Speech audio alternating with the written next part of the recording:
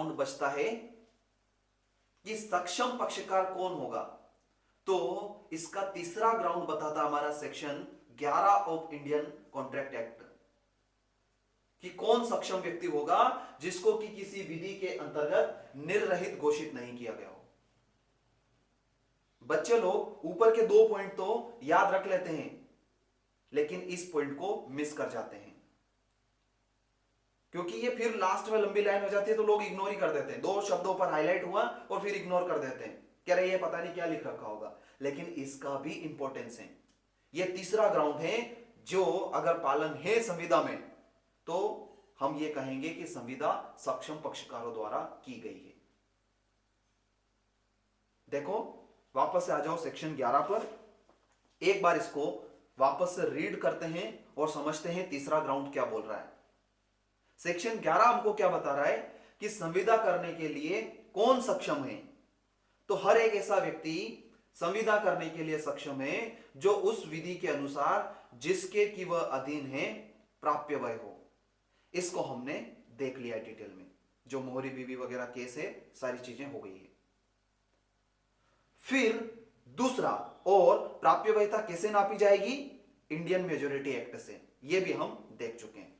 ठीक है, दूसरा ग्राउंड क्या है, जो स्वस्थ चित्तता का हो, इसको भी हम समझ चुके हैं। इसको हमें पढ़ना है सेक्शन 12 के साथ, क्योंकि वो हमको स्पष्ट करता है कि स्वस्थ चित्तता क्या है। और फिर लास्ट और तीसरा पॉइंट है कि किसी विधि द्वारा जिसके कि वह अध्ययन है संविदा करने से निर्रहित न हो। यानी कि किसी विधि ने अगर उसको रोक लिया है कि भैया तुम संविदा नहीं कर सकते हो, तो फिर वो संविदा नहीं कर पाएगा। कैसे, मान लो कोई व्यक्ति न्यायालय से अपने आप को दिवालिया घोषित कराता है, तो वो अपने सभी कर्जदारों वगैरह से बच गया है। अब वो कर्जदारों वगैरह से सबसे बच गया है तो वो फ्री हो गया है।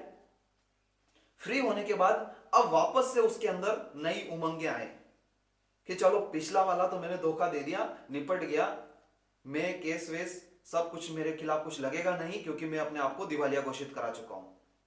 तो वो लोग तो कोर्ट से निपटते रहेंगे, उनका लेन देन, अब मेरा कोई लेना देना नहीं।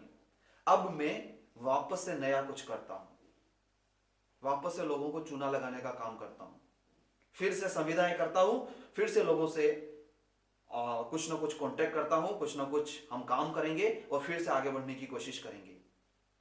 तो ऐसा व्यक्ति अब कॉन्ट्रैक्ट नहीं कर पाएगा, है ना, क्योंकि आपकी मार्केट वैल्यू पहले से ही, दिवालिया घोषित होने का मतलब क्या है, बहुत सारे लोग करा लेते हैं लेकिन फिर वो विदेश में चले जाते हैं क्योंकि यहां पर फिर उनकी जो वैल्यू है वो खत्म हो चुकी है। या फिर कोई शत्रु देश का व्यक्ति है, तो क्या ऐसा व्यक्ति भी संविदा करने के लिए सक्षम होगा क्या, तो ऐसा व्यक्ति सक्षम नहीं होगा क्योंकि वो विधि के अंतर्गत निर्रहित है।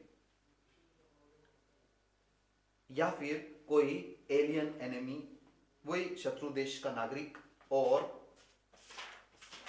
क्या ग्राउंड हो सकते हैं, 1-2 ग्राउंड और